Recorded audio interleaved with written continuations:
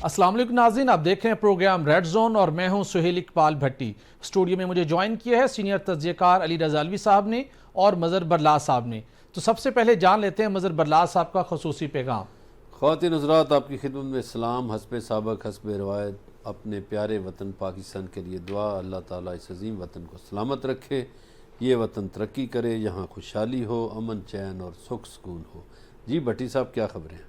जी बरलास साहब, आज हम प्रोग्राम में डिस्कस करेंगे कि वफाकी हुकूमत और उसके इत्तेहादियों के मबैन गिले शिकवे बढ़ने लगे हैं। कभी एक इत्तेहादी नाराज तो कभी दूसरा, पसे पर्दा चल क्या रहा है। इसके साथ हम बात करेंगे कि इलेक्शन की तैयारियों का आगाज़ तो हो चुका, मगर क्या निगरान हुकूमतें मुकर्रर वक्त पर इलेक्शन करा पाएंगी। और इसके साथ हम आपको बताएंगे कि वज़ीर-ए-आज़म शहबाज शरीफ ने सोशल मीडिया पर आर्मी चीफ पर कातलाना हमले से मुतल्लिक जारी मुहिम का नोटिस ले लिया है। वज़ीर-ए-आज़म ने इजहार मज़म्मत करते हुए जिम्मेदारों के खिलाफ कार्रवाई की हिदायत भी कर दी है। और इसके साथ साथ प्राइम मिनिस्टर की जानिब से चेयरमैन PTI के ऊपर इस हवाले से संगीन इल्ज़ामात भी आयद किए गए हैं। इसके साथ हम बात करेंगे गुज़श्ता चंद रोज़ से वज़ीर-ए-आज़म शहबाज शरीफ साहब की जानिब से भारत से मुतल्लिक कुछ काफ़ी मुस्बत बयानात सामने आ रहे हैं। कभी उन्हें CPEC में शमूलियत की दावत दे रहे हैं तो कभी जंगों से दूर रहने का मशवरा दे रहे हैं। तो क्या खित्ते के अंदर मसले कश्मीर के हल समेत भारत के साथ कोई बड़ा ब्रेक थ्रू होने जा रहा है या हुकूमत ने उसके ऊपर कोई काम शुरू कर दिया है? इस हवाले से भी तफसीली बात करेंगे। और इसके साथ आपको बताएंगे नाज़रीन कि नादरा में कवानीन की संगीन खिलाफ वर्जियों के हवाले से वफाकी हुकूमत मुतहरिक हो चुकी है और नादरा के बोर्ड मेंबरान के खिलाफ आखिर कार्रवाई क्यों शुरू की गई है।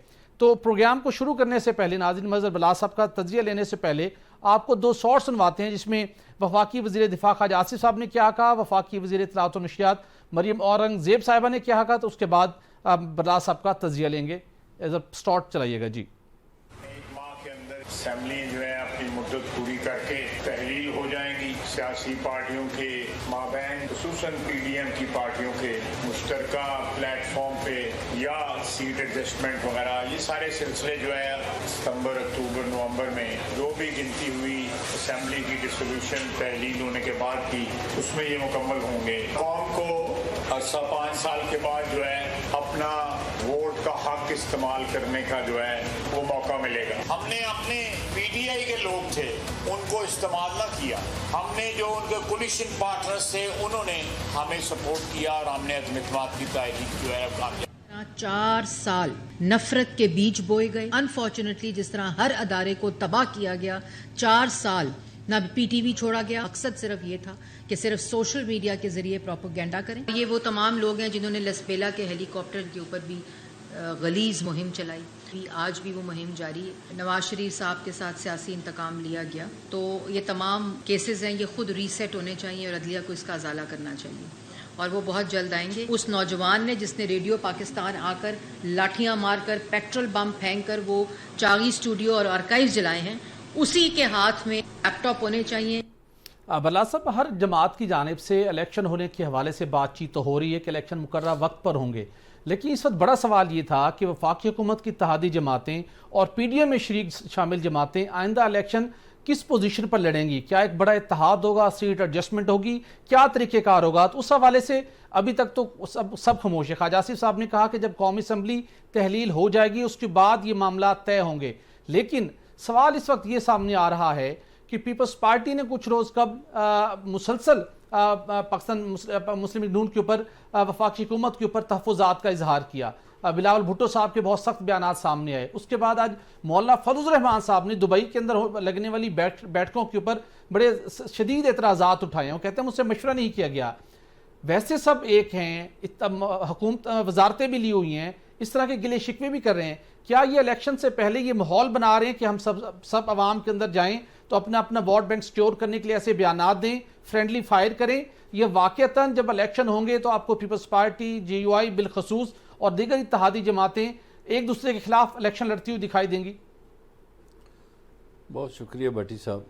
मेरा ख्याल है कि दुबई में जो मीटिंगें हुई हैं उस पर अभी तो मौलाना साहब का एतराज़ आया है जी, अभी चौधरी शुजात साहब का एतराज़ आएगा और MQM का भी एतराज़ आएगा, तो वहाँ पर भी खदशात हैं। इसके अलावा भी एतराज़ात आएंगे, बाप से भी एतराज़ आएगा, एतराज़ात आएंगे। दूसरा, मैं समझता हूँ कि ये पार्टियाँ एक इत्तेहाद में या एक छतरी के तले इलेक्शन नहीं लड़ पाएंगी। उसकी वजह है جی دیکھیے مولانا صاحب جو ہیں وہ ساؤتھ پنجاب سے سیٹیں مانگتے ہیں، سندھ سے سیٹیں مانگتے ہیں اور انٹیریئر سندھ سے مانگتے ہیں، تو پیپلز پارٹی تو سیٹیں نہیں دیتی، اور نون لیگ کیسے سیٹیں دے گی؟ نون لیگ کو کیا فائدہ ہوگا کہ ساؤتھ پنجاب میں مولانا صاحب کو سیٹیں دے دیں؟ مولانا صاحب کا تو پنجاب میں ووٹ بینک ہی نہیں ہے، تو ان کو کیا فائدہ ہوگا؟ دوسرا جو نقصان ہوگا پارٹیوں کو، اگر دیکھیے میں امیدوار ہوں کسی جگہ پہ کسی پارٹی کا، تو میری پارٹی وہاں سیٹ ایڈجسٹمنٹ کے تحت کسی اور بندے کو ٹکٹ دے دے گی، تو ظاہر ہے میں نے بھی سیاست کرنی ہے، میں پھر کسی اور طرف جاؤں گا، یا اور طرف نہ بھی گیا تو میں ہرانے کی کوشش کروں گا۔ تو میرا خیال ہے ان کا جو اتحاد ہے وہ نہیں ہو پائے گا، اور یہ سب پارٹیاں الگ الگ الیکشن لیکن خواجہ آصف صاحب نے یہ بھی کہا کہ قومی اسمبلی تحلیل ہونے کے بعد سیٹ ایڈجسٹمنٹ یہ ہم نے کس طریقے سے آگے جانا ہے، کچھ معاملات طے ہوں گے، تو کوئی نہ کوئی چیز انڈر ڈسکشن انڈر کنسیڈریشن ہے تو ضرور۔ دیکھیے ابھی تو نون لیگ جو ہے ان کی خواہش اور کوشش ہے کہ میاں نواز شریف صاحب جو ہیں وہ ستمبر کے اینڈ میں آ جائیں یا اکتوبر کے پہلے ہفتے میں آ جائیں۔ وہ اگر وہ اکتوبر کے پہلے ہفتے میں آتے ہیں تو نومبر میں تو اگر اسمبلی آپ ایک دن پہلے برخاست کرتے ہیں تو پھر نومبر میں الیکشن ہوں گے۔ جی تو جب الیکشن سر پہ ہوں گے تو میاں نواز شریف آ کے کمپین چلائیں گے، اتحادوں کی سیاست کریں گے، کیا کچھ کریں گے، تو میرا خیال ہے کہ ان کے لیے کافی مشکل ہو جائے گا۔ بالکل صحیح۔ دوسرا یہ ہے کہ ابھی آنے والے دنوں میں یہ اتحادی اور ایک دوسرے کے خلاف گرجیں برسیں گے۔ دیکھیے پیپلز پارٹی کے وہ پرانے پارلیمنٹیرین جو بڑے خاموش تھے، جیسے رضا ربانی ہیں، تو اسی طرح کے اور لوگ انہوں نے بولنا شروع کر دیا ہے۔ جی تو پیپلز پارٹی کی جو ریڑھ کی ہڈی رہے ہیں جی پولیٹیشین، وہ آج کل برملا حکومت پہ تنقید کر رہے ہیں، بول رہے ہیں۔ سید خورشید شاہ نے بھی پچھلے دنوں بڑی جاندار تقریر کی ہے، اور یہ اختلاف ان کا ظاہر ہے شروع ہوا تھا چیئرمین نادرا سے سب سے پہلے، تو انہوں نے کہا جی وہ ہماری وزارت داخلہ فلاں پارٹی کی ہے تو اس کی مرضی چلے گی، تو انہوں نے پھر کہا سپورٹس منسٹری ہماری ہے تو ہماری مرضی چلے گی، تو انہوں نے بھی اپنی مرضی چلا لی۔ تو میرا خیال ہے ابھی اختلافات اور پیدا اب اور اختلافات پیدا ہوں گے۔ علی رضا علوی صاحب آپ سے جاننا چاہوں گا، مولانا فضل الرحمان صاحب بھی بولے، حافظ عبداللہ صاحب نے بھی بات کی، مولانا فضل الرحمان صاحب نے تو صحافیوں سے یہاں تک کہا کہ یہ مناسب نہیں ہے کہ ایک اتحادی جماعت کے رکن کی جانب سے کسی دوسرے اتحادی کی کردار کشی کی جائے، یہاں تک انہوں نے بات کی۔ نون لیگ کے حوالے سے ان کے بڑے سنگین تحفظات ہیں، لیکن وزارتوں میں بدستور موجود ہیں، نیشنل ہائی وے اتھارٹی ہو، وزارت مواصلات ہو، وزارت ہاؤسنگ ہو، وہاں بھرپور توجہ کے ساتھ، بھرپور ایفرٹ کے ساتھ ڈیر اسماعیل خان کے اساتذہ ہوں، یونیورسٹی کے پروفیسرز ہوں، وہ مختلف اداروں میں بیٹھے ہوئے ہیں، یہاں پر آگے بھرپور خدمات سر انجام دے رہے ہیں۔ یہاں پر تحفظات بھی ہیں، کچھ تحفظات پہلے پیپلز پارٹی نے بھی ظاہر کیے تھے۔ کیا آپ کو حکومتی اتحاد کا شرازہ بکھرتے ہوئے دکھائی دے رہا ہے، یا یہ آخری دن تک ایسے انٹیکٹ رہیں گے، الیکشن لڑ کے پھر شیر و شکر ہو جائیں گے؟ جی یہ اب آج جس سوال کا معاملہ تھا، آج ان کی غیر رسمی گفتگو تھی صحافیوں میں، انہوں نے ایک یہ بات کی اور اس کے بعد یہ جملہ بول کے وہ آگے چلے گئے اور کچھ اور ایسی باتیں کی جس میں پیار محبت کی ڈھیر ساری باتیں جو ہیں وہ کافی زیادہ تھیں۔ تو مجھے یہ نہیں لگتا کہ اس ایک جملے کی بنیاد پہ ہم یہ نتیجہ اخذ کر لیں کہ ان کی فوری لڑائی ہونے والی ہے۔ اور جس طرح مثلا بلاول بھٹو صاحب نے ایک جملہ بولا تھا، وہ ابھی ساتھ ہی ہیں نا، کہیں گئے تو نہیں ہیں، بیان ہی انہوں نے بھی ایک ٹیزر ہی بالکل دیا ہے کہ ایک جملہ بولا ہے، ہو سکتا ہے رات کو ہی نواز شریف صاحب کا فون آ جائے یا شہباز شریف صاحب کا فون آ جائے۔ میں یہی جاننا چاہتا تھا کہ کس موو کا حصہ ہے، مطلب یہ کچھ نہ کچھ مقاصد ہوتے ہیں آپ کی ایسی سٹیٹمنٹ کے پیچھے بھی؟ بالکل، وہ تو آپ مولانا فضل الرحمان ایک انتہائی جہاں دیدہ سیاستدان ہیں اور بڑی نپی تلی سلجھی ہوئی گفتگو کرتے ہیں۔ وہ کبھی انہیں ایک آدھ دفعہ دیکھا ہے جب کچھ صورتحال خراب ہوئی تو کبھی غصے میں بات کرتے ہوئے، ورنہ نارملی وہ بہت ہی سوچ سمجھ کے الفاظ کا چناؤ کرتے ہیں اور ان کو پتہ ہوتا ہے کہ کس وقت کس موقع پہ کیا بات کرنی ہے۔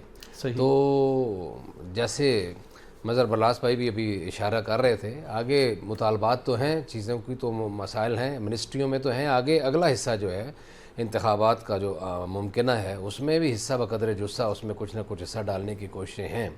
اور یہ بات ان کی بہرحال ٹھیک ہے. جب آپ اتحادی ہیں, جب آپ مل کے چل رہے ہیں, تو پھر فیصلہ سازی میں اور مشاورت کے عمل میں ساتھ ہونا چاہیے. اور وہاں جو ہونے والی میٹنگ سے جس کی طرف انہوں نے اشارہ کیا ہے اور جو انٹرنل گفتگو لیک ہوئی ہے اور لوگ ان تک بھی ظاہر ہے پہنچی, اگر ہم تک پہنچی ہے تو وہ ظاہر ہے وہ تو ایک پارٹی کا حصہ ہے, تو اس کے اوپر ان کا گلہ بھی بنتا ہے کہ اتحادیوں کے خلاف اس طرح کی گفتگو کی جائے یا اس طرح کی زبان استعمال کی جائے اپنی انٹرنل میٹنگز میں بھی, تو وہ ناروا ہے, وہ نامناسب ہے, وہ ہونی نہیں چاہیے. یہ باتیں ان کا گلہ جو ہے بالکل ٹھیک ہے. لیکن میں جو آپ کا سوال ہے فوراً اس میں کوئی اختلاف نہیں دیکھ رہا, لیکن انتخابات اگر ہوئے تو ظاہر ہے اس موقع پہ سیٹ ایڈجسٹمنٹ کریں گے یا کوئی ناراضگیاں بھی ظاہر کرنے کی کوشش کریں گے. اس میں کیا حکمت عملی بناتے ہیں, کیونکہ اگر بالکل ہی ایک جگہ پہ اگر یہ اکٹھے ہوں گے تو پھر الیکشن انہوں نے کس کے خلاف لڑنا ہے؟ ایک پی ٹی آئی کے خلاف. اور اگر علیحدہ ہوتے ہیں, پی ٹی آئی کے بارے میں آج انہوں نے کہا ہے کہ اگر الیکشن میں جب پی ٹی آئی کا معاملہ آئے گا تو ہم انہیں دبوچ لیں گے, آپ فکر مت کیجیے. ایک تو کیا فارمولہ ہو سکتا ہے کہنے کی حد تک تو یہ کہا جا سکتا ہے نا. دیکھیں میدان جنگ میں جو بھی اترتا ہے اس نے اپنے لشکر کو یہ تو نہیں کہنا ہوتا کہ ہم ہارنے کے لیے لشکر میں جا رہے ہیں, وہ تو سارے یہی کہتے ہیں کہ جناب ہم جیتنے کے لیے لشکر میں جا رہے ہیں. اگر فری اینڈ فیئر الیکشن ہوتا ہے تو یہ علیحدہ تو کبھی بھی یہ الیکشن نہیں جیت سکتے پی ٹی آئی کے مقابلے میں, بلکہ اگر ہم یہ مل کے بھی جیتیں تو پھر بھی ان کو بہت زیادہ محنت کرنی پڑے گی اور بہت سے خاصی مشقت کا سامنا کرنا پڑے گا, کیونکہ زمینی حقائق تو کچھ اور ہے نا.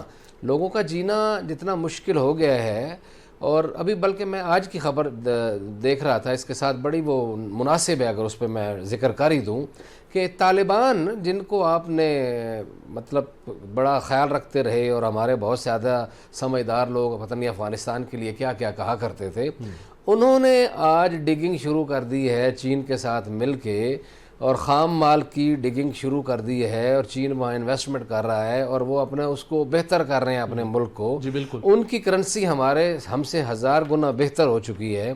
لیکن یہ جو سمجھدار اور تجربہ کار لوگ آئے ہیں انہوں نے کیا کیا ہے آپ کے لیے, میرے لیے؟ ابھی آپ وہ مجھے ایک ساٹھ سنا رہے تھے مریم اورنگزیب صاحبہ کا, اس پہ میں نے کرنا. اچھا ہم بات کریں گے اس پہ, لیکن میں اس پہ آپ 60 سنتے ہوئے یہ سن رہا تھا, غور کر رہا تھا, سوچ رہا تھا کہ یار یہ سارے لوگ اپنے اپنے دکھ کی بات کرتے ہیں, چاہے عمران خان صاحب ہوں, چاہے مریم صاحبہ ہوں, چاہے دوسرے ہوں, اپنے دکھ کی بات کرتے ہیں. سہیل بھٹی کے, مظہر برلاس کے, علی رضا الوی کے دکھ کی کوئی بات ہی نہیں کرتا.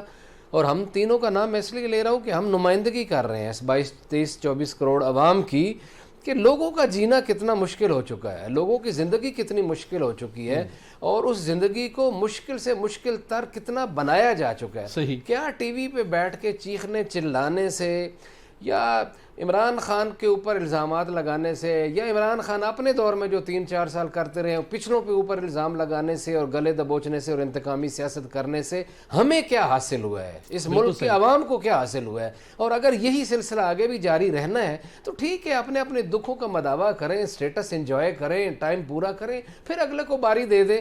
میرے اور آپ کے دکھ تو لیکن اگلے کو باری دینے کے لیے ضروری ہے کہ الیکشن ہوں, اور الیکشن بھی فری اینڈ فیئر ہوں. اور جب بات آتی ہے برلاسا فری اینڈ فیئر الیکشن کی, تو پھر یقینی طور کے اوپر جو اس وقت سب سے بڑا سوال سامنے آ رہا ہے کہ قومی اسمبلی اپنی مدت پورے کرے گی. سب کہہ رہے ہیں, خواجہ آصف صاحب بھی کہہ رہے ہیں, یعنی کہ نون لیگ بھی کہہ رہی ہے, پیپلز پارٹی بھی اور دیگر جماعتیں بھی. لیکن جو مارکیٹ کے اندر یا اسلام آباد کے اندر بالخصوص جو افواہیں ہیں, جو قیاس آرائیاں ہیں کہ حکومت تو اپنی یہ قومی اسمبلی مدت پوری کر لے گی, نگران حکومت آئے گی وفاقی حکومت کی سطح پر بھی اور دیگر 2 صوبوں میں بھی. سوال یہ ہے, اور آپ کی معلومات کے مطابق بھی آپ سے جاننا چاہوں گا, کیا نگران حکومتیں جو مقررہ وقت ہے 60 دن کا بنا یا 90 دن کا بنا, اس کے اندر الیکشن ہو جائیں گے, یا جو دوسرے مفروضے مارکیٹ میں ہیں کہ اکنامک صورتحال کے حوالے سے مختلف آپشنز پر کام ہو رہا ہے, فوری طور پر الیکشن ہونا ممکن نہیں ہے, IMF نے 9 ماہ کے بعد کی اور وہ مارچ تک معاملہ جا سکتے ہیں, تو کیا آپ کو لگتا ہے کہ الیکشن کمیشن آف پاکستان 90 دن یا 60 دن کے اندر الیکشن ہر صورت کروا دے گا؟ بھٹی صاحب بڑا زبردست سوال آپ نے کیا ہے, اور الوی صاحب نے دبوچنے کی بات کی ہے. میں یہ دونوں باتوں کا احاطہ کروں گا. ضرور. دیکھیے تاریخ اپنے آپ کو دہراتی ہے. جب 77 میں مارشل لا لگتا ہے تو اس وقت کے جو ڈکٹیٹر تھے ضیاء الحق، انہوں نے 90 روز کے الیکشن کا وعدہ کیا جی، تو چونکہ ایک پاپولر پارٹی کو ہٹایا گیا تھا اور پاپولر پارٹی سے مقابلے میں جماعتیں، اس وقت 9 جماعتیں تھیں قومی اتحاد کی، جس طرح آج پی ڈی ایم کی جماعتیں ہیں، تو وہ خائف تھیں، اور بھٹو صاحب نے وہ جو الیکشن نہیں ہوا تھا اس میں مرحوم محسن نقوی کو ٹکٹ دے دیا مولانا صاحب کے والد کے مقابلے میں، مفتی محمود صاحب کے، تو مفتی صاحب بڑے پریشان ہو گئے، اور مفتی صاحب اکثر کہتے تھے کہ یہ بھٹو صاحب نے کون سا بندہ میرے مقابلے میں اتار دیا ہے کہ لوگ اس کی تقریریں بھی سنتے ہیں اور پھر سارا دن اس کی کیسٹیں بازاروں میں سنتے ہیں، جی، تو میری تقریریں کوئی نہیں سنتا۔ صحیح، تو یعنی جو قومی اتحاد کے سب سے بڑے لیڈر تھے جی، وہ ایک شاعر، ایک انقلابی آدمی ظاہر ہے خطیب محسن نقوی سے پریشان ہو گئے تھے۔ صحیح، تو بین ہی تاریخ اپنے آپ کو دہرا رہی ہے، اس وقت بھی 90 روز کا وعدہ پورا نہیں ہوا تھا۔ مجھے لگتا ہے کہ اس مرتبہ بھی شاید 90 روز کا وعدہ آگے نہ چلا جائے، چونکہ جو پاپولر ووٹ ہے وہ قابو نہیں آ رہا، اور اس وقت 9 جماعتیں تھیں، اب یہ 13-14 جماعتیں ہیں، تو 13-14 جماعتیں بھی کچھ نہیں کر پا بالکل رہی۔ بلا صاحب یہاں پر ایک بریک لیں گے اور بریک کے بعد ڈسکشن کنٹینیو کریں گے، لیکن حیران کن طور کے اوپر ماضی میں بھی 90 روز کے اندر جب الیکشن کرانے کا وعدہ پورا نہیں ہوا تھا تو اس وقت بھی آپ بتا رہے ہیں کہ محسن نقوی صاحب کا چرچے تھے، اور آج کل بھی محسن نقوی صاحب کے چرچے ہیں، تو یہ کیا خاص بات ہے کہ جب الیکشن لنگر آن ہونا ہے تو محسن نقوی صاحب کے نام کے اوپر قرآن نکلتے ہیں اور وہ کسی رول میں سامنے آتے ہیں؟ ناظرین یہاں پہ ایک بریک لیں گے اور بریک کے بعد دیگر ایشوز پر بات کریں گے، اسٹے ود اس۔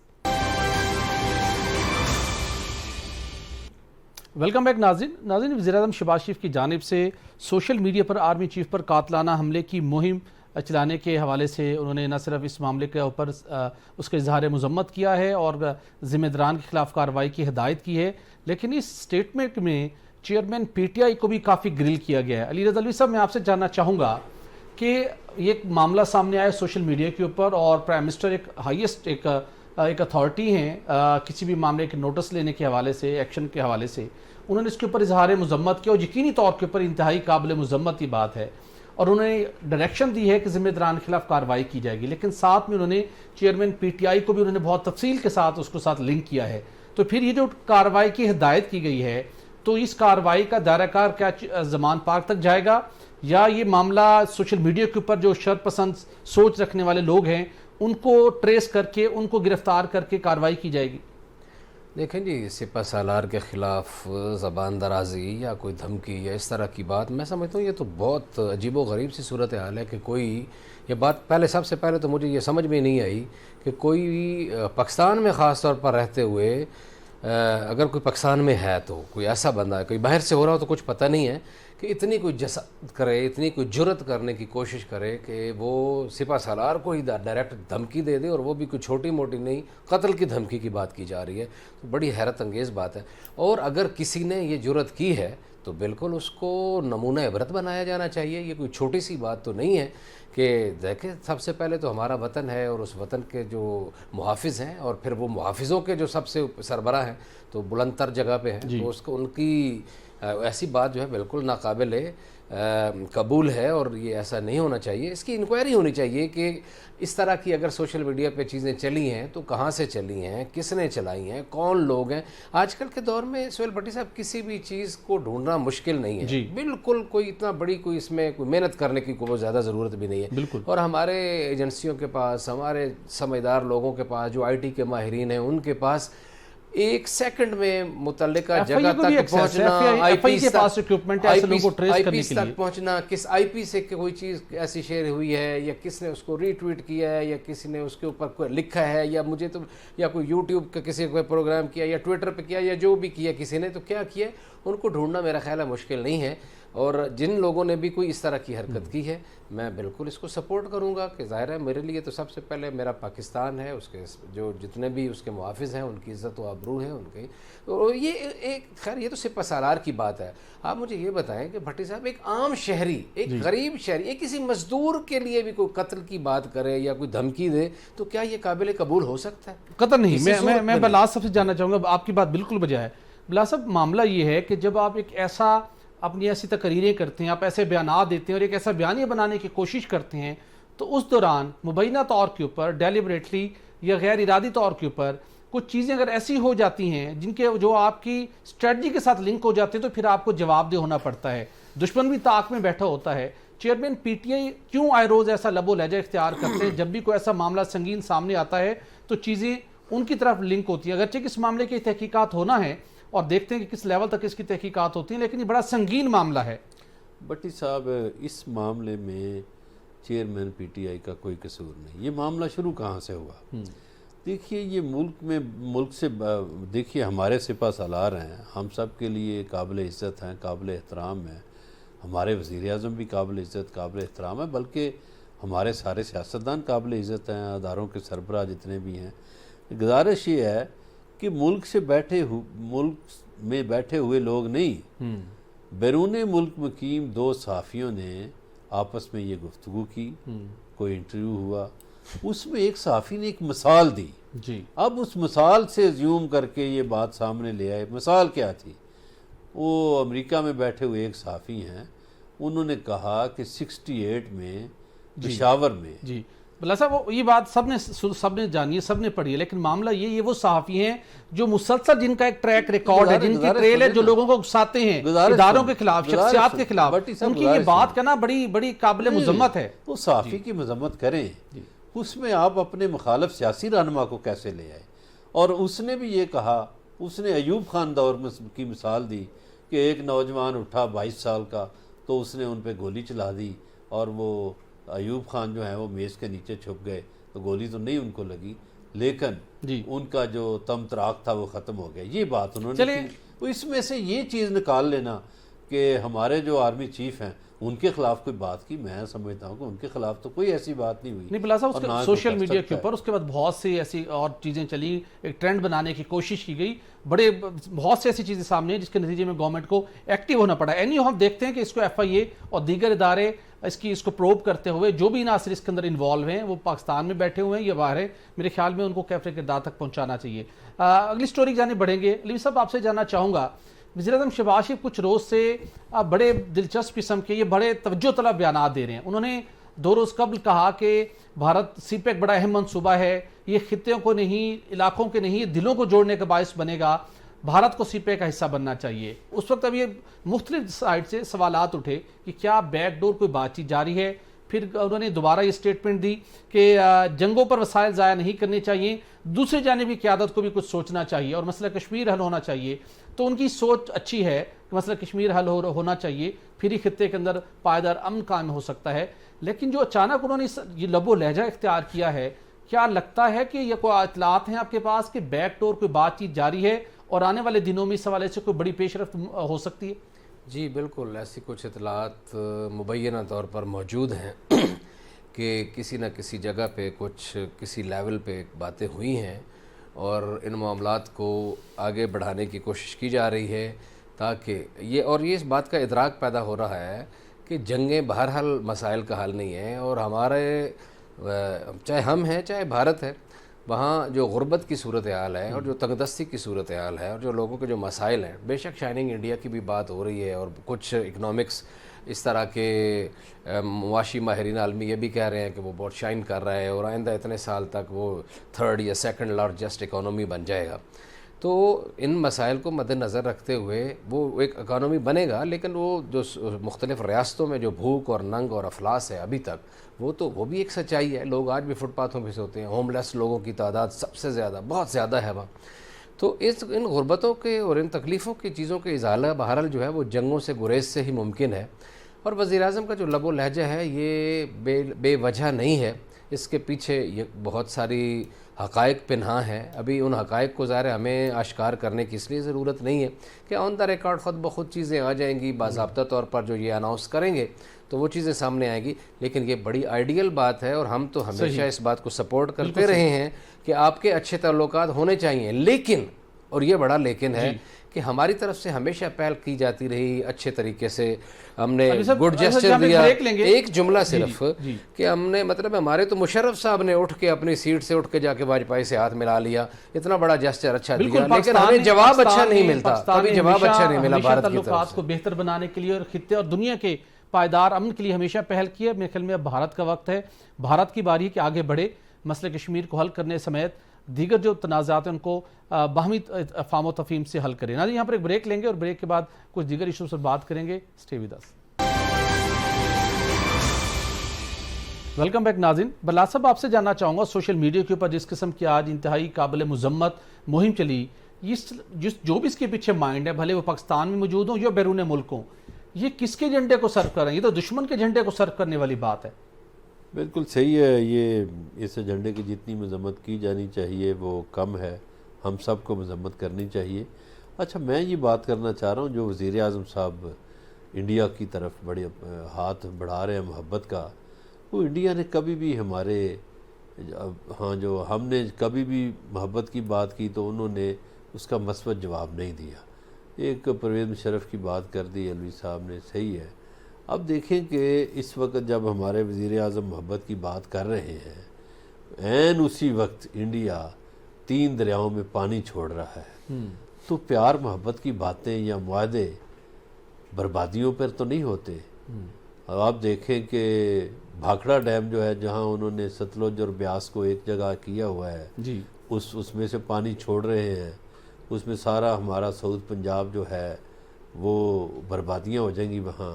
اسی طرح مادھوپور ڈیم جو ہے راوی میں, یہ دونوں ڈیم بارڈر پہ بنے ہوئے ہیں, اس میں سے پانی چھوڑیں گے تو سینٹرل پنجاب چلا جائے گا. پھر یہ جو بگلیار ڈیم ہے چناب پہ, وہاں سے پانی چھوڑیں گے تو ہمارا یہ سارا علاقہ جو ہے گجرات, سرگودا, جھنگ, اس میں بربادیاں آ جائیں گی.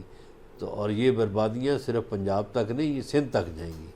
تو ہماری زمینوں کو برباد کر کے تو پھر ہم محبت کے گیت کیسے گا سکتے ہیں؟ تو میرا نہیں خیال کہ یہ کوئی بات جو ہے وہ آگے بڑھے, چونکہ دشمن کی طرف سے اس کا جواب مثبت انداز میں نہیں دیا جا رہا. بالکل صحیح, بالکل صحیح. تاہم ایک واضح ہے ایک بات کہ بھارتی ہردرمی اپنی جگہ کے اوپر, بھارتی رویہ اپنی جگہ کے اوپر, وقت آ چکا ہے بھارت کو اپنے رویے پر غور کرنا ہوگا, اور عالمی برادری کو بھی اپنی قراردادوں کو, اپنے وعدوں کو امپلیمنٹ کروانے کے لیے رول پلے کرنا ہوگا. یہ دوہرے معیار اور منافقانہ پالیسی نہ صرف دنیا کے بھی مفاد میں نہیں ہے اور خطے کے ممالک کے مفاد میں بھی نہیں ہے. اگلے ایک سیگمنٹ کی جانب بڑھیں گے. ناظرین آج مادر ملت محترمہ فاطمہ جناح کی 56ویں برسی آج ملک بھر میں انتہائی احترام اور عقیدت کے ساتھ بنائی گئی. برصغیر کی مسلمان خواتین کی رہنمائی کے لیے مادر ملت نے شاندار خدمات سر انجام دیں. بالخصوص جب قائد اعظم محمد جناح کی اہلیہ کا انتقال ہوا تو اس کے بعد انہوں نے بھرپور طریقے سے اپنے بھائی کا ساتھ بھی دیا اور تحریک آزادی میں خواتین کے کردار کو اجاگر کرنے کے لیے اور خواتین کو متحرک کردار ادا کرنے کے لیے انہوں نے کنونس کیا اور اپنا رول پلے کیا. علی صاحب آپ سے جاننا چاہوں گا, آج برسی تو بڑی عقیدت کے ساتھ منائی گئی, آپ بھی اس حوالے سے کچھ جو انہیں خراج تحسین پیش کر سکیں, لیکن جب جو ہمارے نیشنل ہیروز ہیں جو ان کی اپنی زندگیاں ہیں اس میں بڑی تلخیاں بکھری رہی ہیں, ان کا کبھی ہم ازالہ نہیں کر سکے بحیثیت قوم. بڑا اچھا ہے, یہ بڑا خوبصورت موقع ہے تاریخ کی درستگی کے لیے کہ میں تو سمجھتا ہوں کہ پاکستان کی پہلی مظلوم خاتون تھیں محترمہ فاطمہ جناح, کہ اس وقت کے میڈیا میں کچھ عجیب و غریب خبریں چھپی تھیں اس زمانے میں, جن لوگوں نے ان کو غسل دیا تھا, کوئی ایسی باتیں کی گئی تھیں, کوئی تشدد کے نشانات کی بات کی گئی تھی, کچھ اور اس طرح کی باتیں کی گئی تھیں. تو اس برسی کے موقع پہ ان کی تحقیقات کا آغاز کر لینا چاہیے, ان چیزوں کو دیکھ لینا چاہیے کہ وہ اگر واقعی ایسا تھا تو کیوں تھا اور کن لوگوں نے ایسا کیا تھا. اگر وہ مر گئے ہیں تو ابھی تاریخ میں ان کا نام آنا چاہیے کہ یہ کنہوں نے کیا کیا تھا. بالکل صحیح. اور اسی طرح یہ بھی بڑی مظلوم تھیں کہ بانی پاکستان کی بہن تھیں, جنہوں نے پاکستان بنایا تھا, جنہوں نے پاکستان کے لیے اپنی جوانی قربان کی, زندگی قربان کی, اور انہیں غدار کہا گیا. بڑا عالمی ہے, بڑا تاریخ بڑی تلخ ہے. بلال صاحب آپ سے جاننا چاہوں گا, تاریخ کے تو بہت تلخ حقائق ہمارے سامنے ہیں, لیکن مادر ملت محترمہ فاطمہ جناح خواتین کے لیے کیا رول ماڈل تھی, خواتین کے لیے کیا میسیج تھا جس آج کل کی خواتین ان کے افکار کو فالو کر کے اپنے شعبوں میں, مختلف شعبوں کے اندر کچھ بہتری لا سکے؟